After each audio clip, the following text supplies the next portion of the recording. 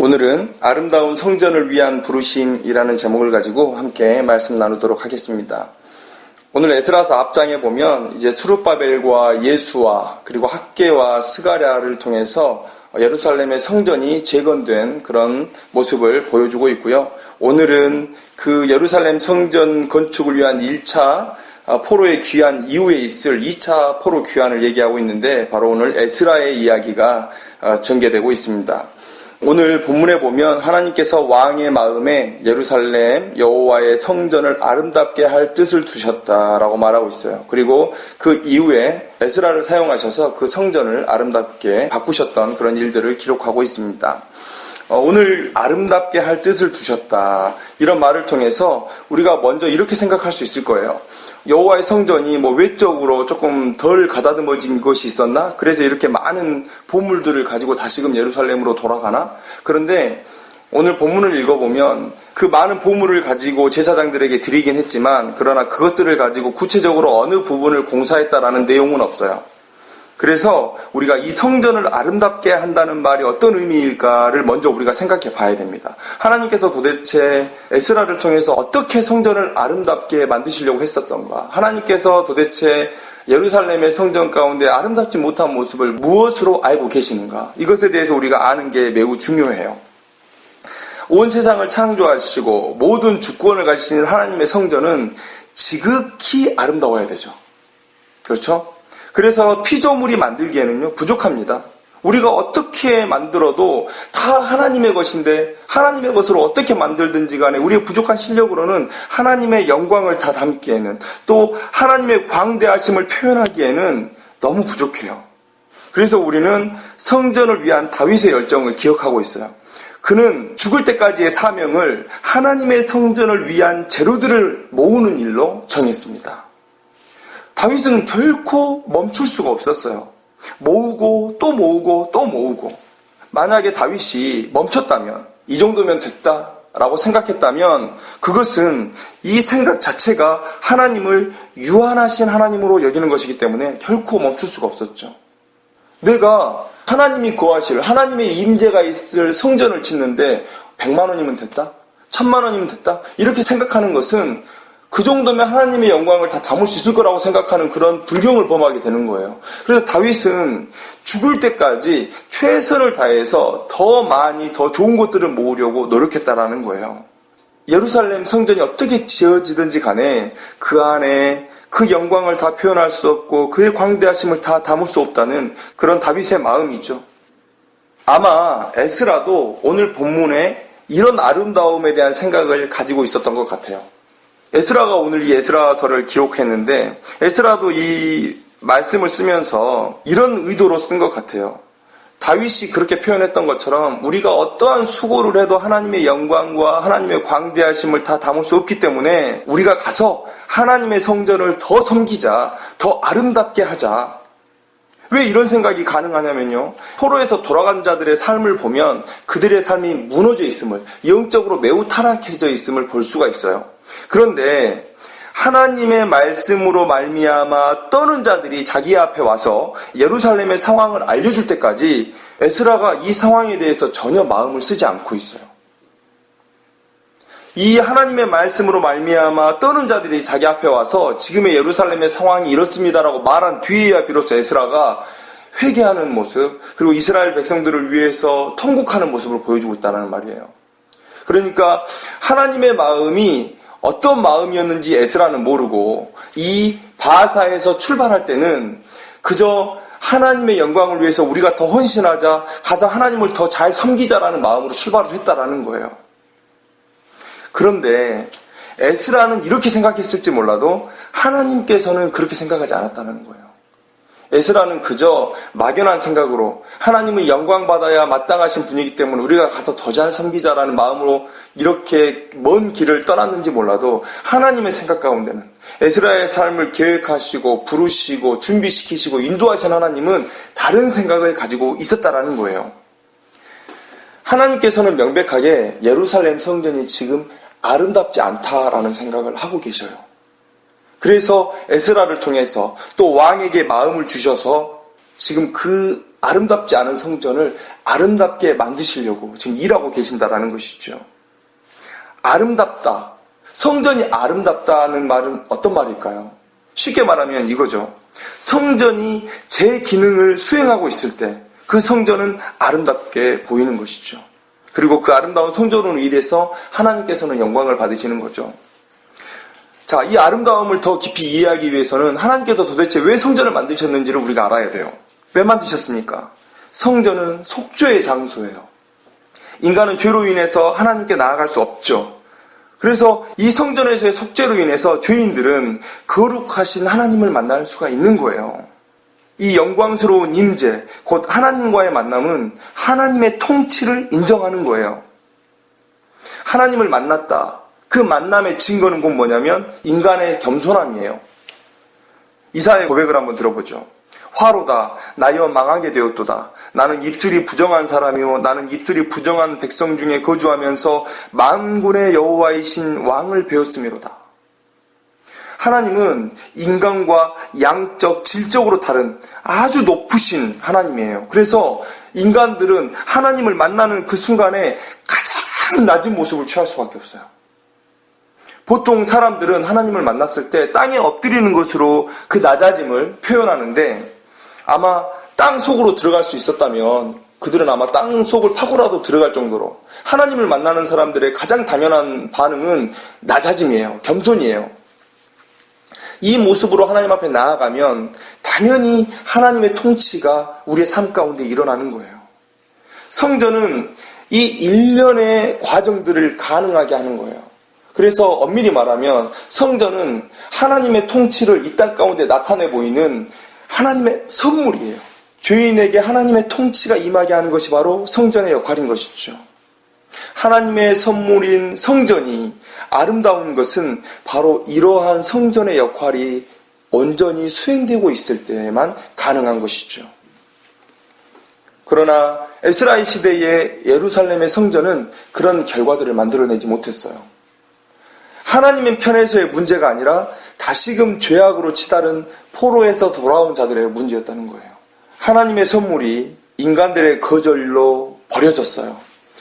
이런 상태가 지속되었기 때문에 불과 얼마 전에 예루살렘 성전은 회파되고 짓밟힘을 당하고 그 백성들은 포로로 끌려갔어요.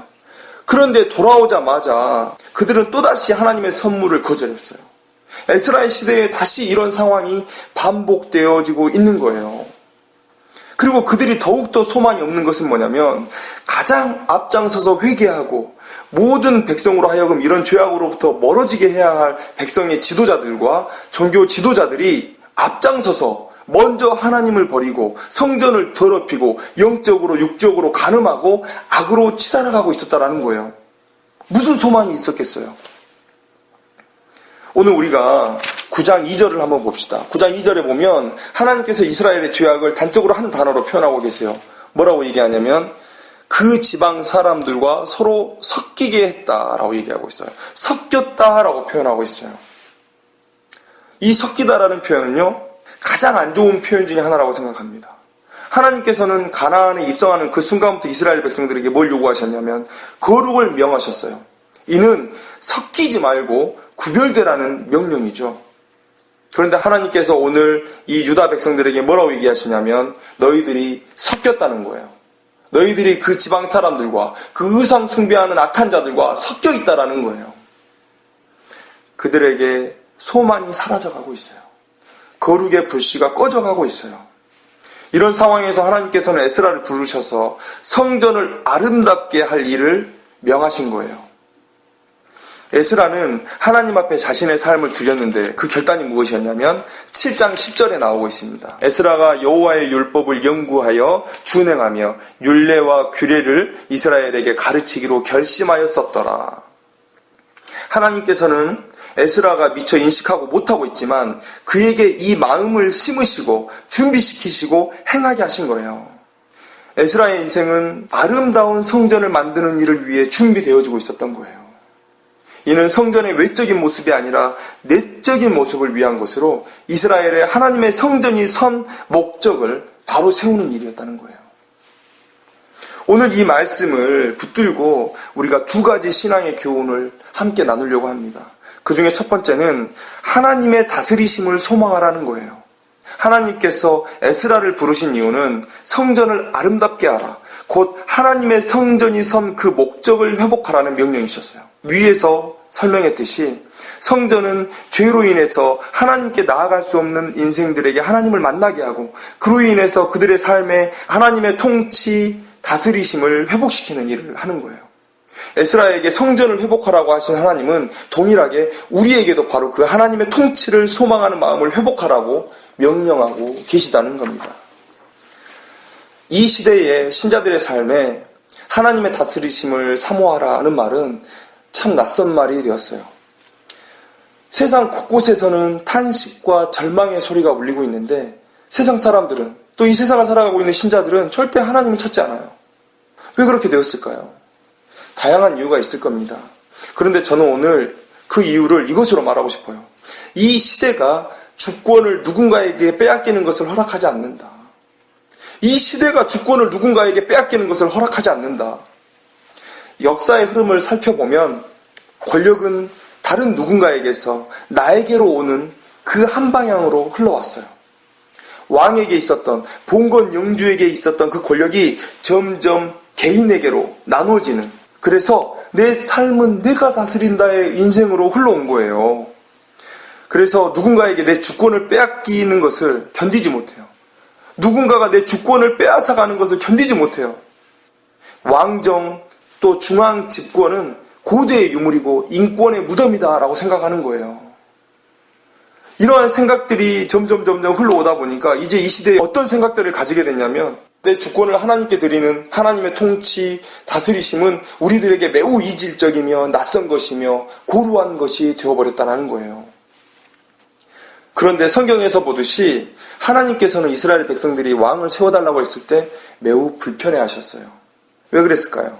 하나님께서 이스라엘을 다스리셨는데, 그리고 그 다스림에는 어떤 문제도 없었는데 그들이 왕을 요구했기 때문이에요. 이스라엘의 모든 문제는 계약을 파기한 이스라엘 백성들에게 있었어요. 자신들이 온전히 살지 못해서 고난이 닥치고 시련이 닥쳤는데 그것들에 대한 모든 책임을 하나님 앞에 돌리고 이제는 다른 왕 찾아가겠다라는 거예요. 그래서 하나님께서는 불쾌해하셨죠. 하나님이 가지고 계셨던 그 통치, 그 주권을 인간에게로 가지고 온 거예요. 그 이후에 이렇게 자신의 삶을 위해서 주권을 요구하던 인생들은 지금 이 민주정치까지 이르렀다라는 거예요. 민주정치 체제가 나쁘다고 얘기하는 건 아니에요. 그러나 우리가 한 가지 놓치고 있는 것이 있다는 거예요. 과거 이스라엘은 왕정의 나라였죠. 그래서 왕이 잘못했을 때 그들은 자신들에게 완벽한 왕이셨던 하나님께로 돌아왔고 다시 계약을 회복하고 하나님의 백성이 되었어요. 물론 그 계약이 항상 인간의 편에서 깨지긴 했지만 그들은 돌아갈 고향을 가지고 있었다라는 거예요. 하나님께만 돌아가면 인생의 문제는 해결되는 것이구나. 그것이 사사기의 역사였고 열왕기의 역사였어요.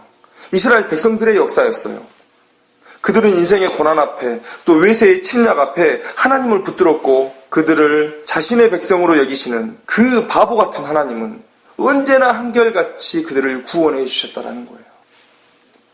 그런데 주권이 우리에게 주어지면서 우리는 그 고향을 찾는 감각을 잃어버렸어요. 민주정치에서의 삶의 원리는 뭐죠?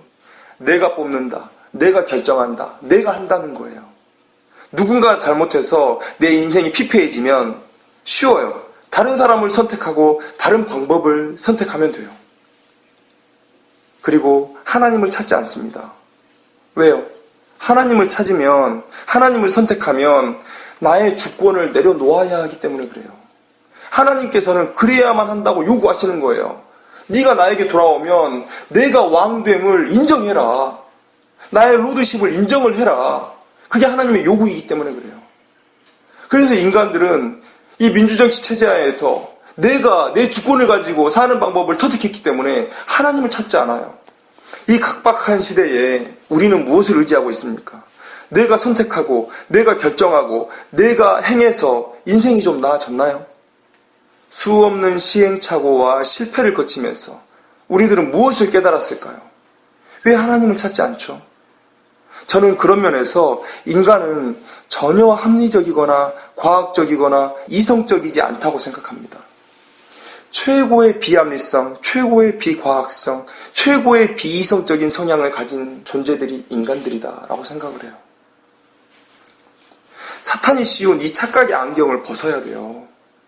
우리가 할 수 있다는 이 생각을 버려야 돼요. 인생의 문제는 이 죄인들의 각축장에서 절대 해결될 수가 없어요. 그래서 우리는 사는 것이 아니라 살아내는 것이라고 표현하잖아요. 이 세상에서 안식은 없어요. 예수님의 말씀을 기억해 봅시다. 수고하고 무거운 짐진 자들아 다 내게로 오라. 내가 너희를 쉬게 하리라. 이렇게 말씀하시는 예수님의 이 부르심을 거절하겠습니까? 우리는 이 세상에서는 수고하고 무거운 짐진 자들일 뿐이라는 거예요. 하나님께로 돌아와야 됩니다. 세상 사람들이 생각하는 게 맞아요. 하나님은 독재자예요. 하나님은 자신의 통치권을 어느 누구에게도 빼앗기지 않는 분이세요. 그런데 이런 생각이 틀립니다. 더 정확히 말하면 빼앗길 수 없는 분이세요. 왜 그렇죠? 하나님만이 이 세상의 유일한 하나님이시고 우리의 창조주이시고 그래서 가장 지혜로운 하나님이시며 통치자세요. 그리고 그분이 우리를 가장 잘 알고 우리를 가장 사랑하세요. 그래서 하나님은 이 중요한 통치를 다른 어떤 불완전한 인간에게도 줄 생각이 없으신 거예요. 그런데 하물며 사탄의 지배를 받는 이 세상의 인생들에게 이 통치권을 나눠주시겠는가? 이것을 우리가 생각해야 돼요. 독재가 나쁜 것이 아니에요. 그 독재를 하는 존재가 인간이었기 때문에 나빠진 거예요. 하나님의 통치는 최고인 거예요. 죄악된 인간이 배제된 하나님의 통치는 최고인 거예요. 아직도 내가 내 인생을 다스리겠다고 말하겠습니까? 세상에 좋은 시스템이 있으니까 그 시스템을 의지하겠다고 하겠습니까? 절대 가능하지 않은 이야기입니다. 에스라를 부르셔서 성전의 기능을 회복하라고 하신 하나님의 명령은 곧 이스라엘 중에 하나님의 통치를 세우라는 명령이에요. 그리고 이 시대를 살아가는 우리에게도 동일한 명령이에요. 우리 안에 내주하신 성령께 우리의 통치를 맡길 때 우리의 성전이 아름다워지는 것이고 우리의 인생이 복을 받는 거예요. 이 시간 이 말씀을 함께 나누는 모든 인생들은 하나님의 통치하심이 가장 선한 것임을 깨닫고 그 통치하심만을 고대하는 인생이 되기를 주님의 이름으로 축원합니다. 두 번째 함께 나누고 싶은 신앙의 교훈점은 뭐냐면 안주함이 없는 더 큰 도전을 감행하라는 거예요. 우리가 다시 7장 10절로 한번 돌아가 봅시다. 에스라가 여호와의 율법을 연구하여 준행하며 율례와 규례를 이스라엘에게 가르치기로 결심하였었더라. 자, 이 본문은 누가 봐도 에스라의 결단입니다. 그런데 이 에스라의 결단과 그 결단 뒤에 일어나는 모든 일들은 하나님의 계획과 인도하심의 결과예요. 하나님께서는 왜 다른 본문과 같이 이 본문을 하나님께서 계획하신 것으로 하나님께서 부르신 것으로 묘사하지 않고 왜 에스라의 결단처럼 묘사하셨을까? 왜 그러셨을까? 우리의 헌신이 먼저입니까? 아니면 하나님의 계획하심이 먼저입니까? 물론 하나님의 계획하심이 먼저죠. 그러나 오늘 본문은 우리가 자신의 사역의 주도권을 가지고 일함을 기뻐하시는 하나님의 모습을 보여주고 있습니다. 우리가 그 역사를 주도하는 것은 아니지만 그 메커니즘이 어떻든 간에 우리의 믿음을 따르는 하나님을 향한 헌신을 하나님께서 기뻐하신다는 거예요. 그러한 주도적 헌신을 하나님께서 기뻐하신다는 거예요. 그래서 우리는 이 시대를 신앙 안에서 읽고 주도적으로 주께 헌신해야 되는 거죠. 그런데 문제는 안주입니다. 안주하는 것. 나쁜 자리와 좋은 자리의 싸움이 아니에요. 우리가 신앙 안에서 생활할 때에 죄악되고 나쁜 자리는 거절할 수 있습니다. 그런데 중요한 것은 오늘 다루고자 하는 내용은 뭐냐면 좋은 자리와 더 좋은 자리의 싸움이 있을 때 우리는 어떻게 해야 되는가? 좋은 자리와 더 좋은 자리의 갈등이 우리 마음 가운데 일어날 때 우리는 무엇을 선택해야 하는가예요. 우리는 알고 있죠. 당연히 더 좋은 것을 선택해야 되죠. 그런데 우리는 그냥 좋은 것에 만족하는 경향이 많다는 거예요. 오늘 한 가지 확실하게 말씀드릴 수 있는 것은 사탄은 항상 지금 이 자리가 좋다고 말한다는 거예요. 사탄은 우리에게 야 뒤로 돌아서 후퇴해라고 말하지 않습니다. 지금 그 자리 적당해, 괜찮아, 너 거기에 머물러도 돼 라고 얘기한다는 거예요. 뒤로 돌아가라, 나쁜 것을 선택하라고 하면 하나님을 믿는 신자들은 당연히 거부할 거예요. 사탄도 그거 다 알고 있습니다. 그러니까 지금 좋은 자리에 있을 때 그곳에 눌러 있으라고 우리를 유혹하는 거예요. 왜 그럴까요? 사단이 알고 있어요. 하나님을 위한 도전은 하나님께서 함께 하시고 능력을 주시기 때문에 꼭 성공하게 되어 있어요. 그것이 세상에서 보면 실패인 듯 보여도 그 일을 통해서 하나님께서 엄청나게 기쁨을 누리고 계신다는 것을 알고 있어요. 신자의 도전은 그런 거예요. 그래서 항상 사탄은 우리가 도전하지 못하도록, 그 자리에 안주하도록 계속해서 유혹해요. 우리가 도전하는 걸 방해해요. 에스라의 삶을 한번 볼까요? 에스라는 바사에서의 삶이 괜찮았습니다. 그는 왕에게 구하는 모든 것을 받는 자였어요. 물질적인 삶, 또 지위도 괜찮았지만 신앙적으로도 바사에 남는다고 문제될 것은 없었어요. 왜 그렇습니까? 이 바사 땅에도 하나님의 백성들이 있었어요. 회당이 있었습니다. 그래서 그는 7장 10절에서 하나님 앞에 드렸던 이 결단을 그곳에서도 펼쳐 보일 수 있었다는 거예요. 사도행전에 바울이 예루살렘 서쪽 지역에서 주로 선교를 하기 때문에 동쪽은 배제되어 있죠. 그러나 다른 사도들에 의해서 열심히 복음이 전해졌는데 그때에 그곳에 있는 회당도 전도의 전진기지로 잘 사용되어졌어요. 그러면 에스라가 그 바사 땅에서 머물러서 회당에서 하나님의 말씀을 잘 가르치고 그곳에서 이 하나님의 뜻을 전파하는 것도 괜찮은 일이었다는 거예요. 아니, 왕도 자기를 선대해주고 물질적으로도 여유가 있고 문화적으로도 앞서 있고 또 그곳에도 하나님의 백성들 가르칠 사람들 많이 있는데 왜 에스라가 굳이 그곳을 떠나서 예루살렘으로 와야 되죠? 바사에 남아있는 삶도 의미가 있었다니까요. 좋은 삶이었다니까요. 좋은 선택지가 됐다니까요. 그런데 에스라는 그 자리를 떠나서 예루살렘으로 향했어요. 걸어서 120일이나 여행해야 되는 위험이 도사린 그 길을 걸었던 거예요. 그 마음 가운데 있었던 단 하나의 사명, 하나님의 성전을 아름답게 해야 된다. 그것 때문에 그는 그 길을 떠났던 거예요. 우리는 신자이기 때문에 하나님의 뜻에 합당한 자리에 있으려고 해요. 우리는 하나님의 영광을 위해 살아가는 자들이기 때문에 항상 신앙 양심에 비춰서 그 자리가 합당한지 아닌지 나 자신을 설득하는 시간을 항상 가져요.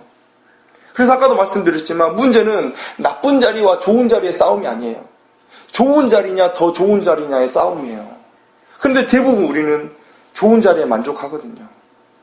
좋은 자리에 만족했다면 하나님의 성전을 아름답게 하겠다는 이 부르심에 에스라는 반응할 수 없었어요. 그냥 그 땅에서 살았겠죠. 하나님 여기도 괜찮죠? 항상 우리는 이렇게 하나님께 얘기를 해요.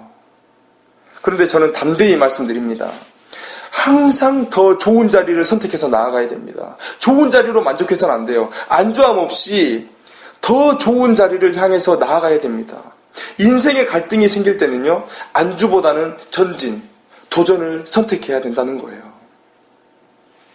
우리가 7장 11절 이하를 보면 아닥사스다 왕의 조서가 내려진 모습을 보고 있습니다. 그러다 보니까 우리가 이런 오해를 할 수가 있어요. 아닥사스다 왕이 예루살렘 성전을 회복하라고 에스라를 보냈나 보다. 물론 말도 안 되는 상상이죠. 그러나 그렇게 생각할 수도 있을 것 같아요. 그러나 우리가 6절을 한번 봅시다. 에스라는 왕에게 구하는 것은 다 받는 자였어요. 그리고 그 에스라는 자기의 삶의 사명으로 무엇을 가지고 있었냐면 10절 말씀에 이스라엘에게 하나님의 율례와 규례를 가르치는 것을 자신의 사명으로 삼고 살아가는 사람이에요. 자, 이 두 이야기가 왜 이 11절 이하 아닥사스다 왕의 조서 앞에 나올까요? 에스라가 아닥사스다 왕에게 찾아간 거예요. 제가 예루살렘에 가서 내가 섬기는 하나님의 성전을 다시금 아름답게 회복시키는 일에 헌신하고 싶습니다. 저를 보내주십시오. 그리고 이러이러한 필요들이 있으니까 이런 필요들을 왕의 이름으로 허락해 주십시오라고 간언한 거예요. 그러니까 6절의 얘기가 가능해지는 거예요. 에스라는 인간이라면 다 원하는 그 자리, 정말 있고 싶은 그 자리를 자기 스스로 박차고 나왔다는 것을 오늘 본문은 우리에게 얘기해주고 있는 거예요. 그런데 그가 바사 땅에 남아있더라도 욕을 먹기는커녕 그냥 칭찬받을 수 있는 사람이었어요. 아, 에스라, 그 사람 바사 땅에 남아서 하나님의 백성들을 하나님의 말씀으로 가르쳤던 아주 귀한 사람이었어 라고 인정받을 수 있는 자리였어요. 그러나 에스라는 그 자리를 떠나서 하나님을 향한 더 큰 도전을 감행했던 사람이라는 거예요. 우리의 본성은 관성의 지배를 받는다는 거예요. 지금 되고 있는 상황이 계속 되어지길 바라요. 그래서 도전은 항상 어려운 일이에요. 그러나 우리는 본성을 거스르는 사람이 되어야 됩니다.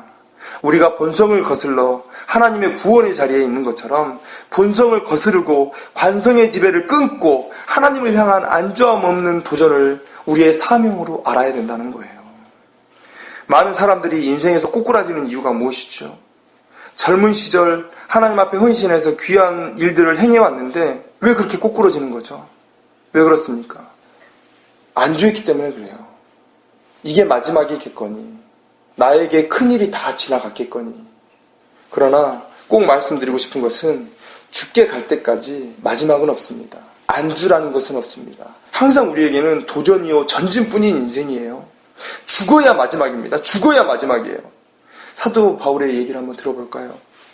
내가 이미 얻었다 함도 아니요 온전히 이루었다 함도 아니라 오직 내가 그리스도 예수께 잡힌받은 그것을 잡으려고 달려가노라. 형제들아, 나는 아직 내가 잡은 줄로 여기지 아니하고 오직 한 일, 즉 뒤에 있는 것은 잊어버리고 앞에 있는 것을 잡으려고 표대를 향하여 그리스도 예수 안에서 하나님이 위에서 부르신 부름의 상을 위하여 달려가노라. 사도 바울의 이야기를 우리가 마음 가운데 새겨야 됩니다. 죽을 때까지 자기의 삶에 안주하지 아니하고 더 큰 헌신을 위해서 도전의 삶을 살았던 사도 바울의 삶, 사도 바울의 목소리에 우리가 귀를 기울여야 돼요. 다윗은 자신이 늙었다고 생각했을 때, 여기서 멈춰도 된다고 생각했을 때 마음이 풀어져서 넘어졌습니다. 수많은 아름다운 여인이 궁에 있을 때, 그리고 그가 영웅처럼 살았던 그 젊은 시절에도 넘어지지 않았던 다윗이었어요. 그런데 마음이 풀어지는 그 순간, 이제 나의 헌신은 끝이 났다. 이러한 삶이 계속 유지만 돼도 나는 하나님 앞에 잘한 것이다 라고 생각했을 때 그는 넘어졌어요. 마치 우리가 자전거의 페달을 밟다가 이 페달 밟는 것을 멈추면 넘어지는 것처럼 우리의 헌신, 우리의 도전도 똑같습니다. 우리가 어느 순간 안주하고 우리의 도전을 멈춘다면 우리는 사단의 유혹을 이미 받는 것이고 사단 앞에 넘어질 수밖에 없는 인생을 살아가고 있는 거예요. 이 시간 오늘 본문의 에스라의 삶이 우리의 삶이 되기를 원합니다. 주를 위해 관성이 지배되는 우리의 본성을 거스르길 원합니다. 그래서 더 큰 도전을 지속적으로 감행하는 인생이 되기를 소망합니다. 오늘 우리는 아름다운 성전의 회복을 위한 하나님의 계획하심과 그 계획하심을 위해 헌신한 에스라의 삶을 살펴보았어요.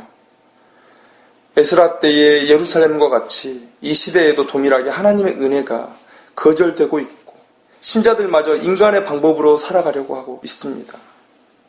이때에 하나님의 통치하심을 소망하고 그 통치하심을 위해서 지금의 삶에 안주하지 않고 더 큰 도전을 감행하는 하나님의 장중에 붙들린 멋진 성도의 삶이 되기를 주님의 이름으로 축원합니다. 기도하겠습니다.